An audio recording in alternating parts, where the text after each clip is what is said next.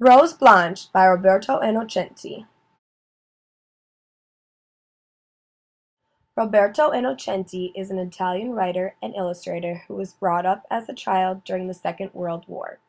He aimed to create a story for children based on his own childhood experience, which would reflect a child's incomplete comprehension of war. So he wrote and illustrated the story Rose Blanche back in 1985.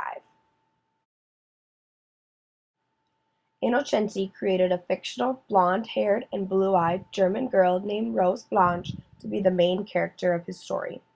Her name is a tribute to a youthful German resistance group who opposed Nazi rule through non-violent actions. They called themselves the White Rose.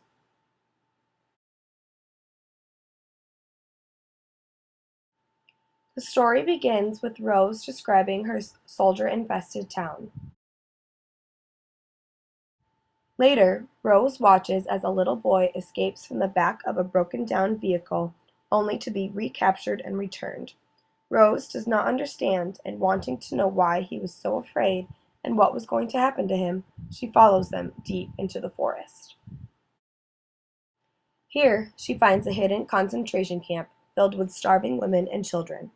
Rose secretly takes food to the prisoners day by day, even though normal civilian living conditions are beginning to deteriorate and the returning wounded soldiers are indicating a likely defeat.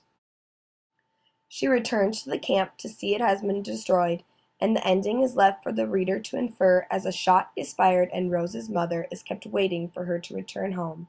This book depicts Rose's compassion and her efforts to help those within the concentration camp while still showing readers the horrors of this time period. This book is a great example of a historical fiction picture book. In historical fictions, the setting is the most important literary element. Because the author is writing about a particular time in history, the information about that time period must be accurate, authentic, or both. Rose Blanche is set in World War II in Nazi Germany, and both the text and the detailed illustrations paint an accurate portrayal of what this community would look like at this time, while the main character, Rose Blanche, is fictional. I think that the illustrations are remarkable and they will keep you lingering on each page. The text in this story is simple and limited, and the illustrations tell the rest of the story. For example, the book doesn't specifically say that the young boy who escapes the truck is Jewish, but we see he has black hair and is captured by the mayor, who has facial hair that resembles that of Hitler's infamous mustache. Readers are forced to interpret and take away information from the illustrations, which I really enjoyed. I really like that this story is being told from the eyes of a child during this time period. When we think about major historic events like World War II, we forget that there were children who were living, learning, and experiencing the consequences of war. Many children, like Roberto Innocenti, were left with unanswered questions. When Rose describes what she sees and feels, it is so innocent and carefree. She is merely curious as to the events that are occurring around her, which many children can relate to. This story is a great way to introduce the topic of war and the Holocaust, especially because it can be a sensitive and difficult thing to talk about with young children. I believe it provides a lot of opportunities for discussion. The author leaves the book open-ended and up for interpretation, both with the text and the illustrations. The word war is not mentioned once in this story, so we need to rely on background information and the pictures to understand our setting and conflict. They never explain which side certain soldiers were on, so we had to infer from their uniforms and trucks. They don't define what a swastika is, and we only know the children were Jewish by their depictions in the illustrations through their clothing and features.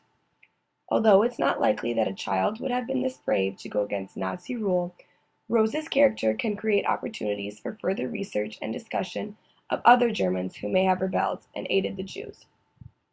All of these things could come up during a class discussion and could lead to great conversations and other future lessons.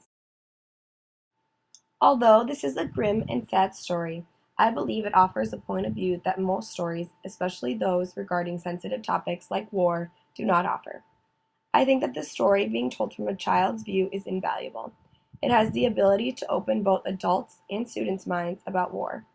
The illustrations are wonderful and provide us with key details that are not otherwise described within the text.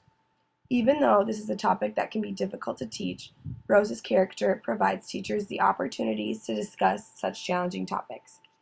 I believe that this book is essential to anyone teaching a World War II unit and is a great example of historical fiction and how events in our past affect everyone, including children.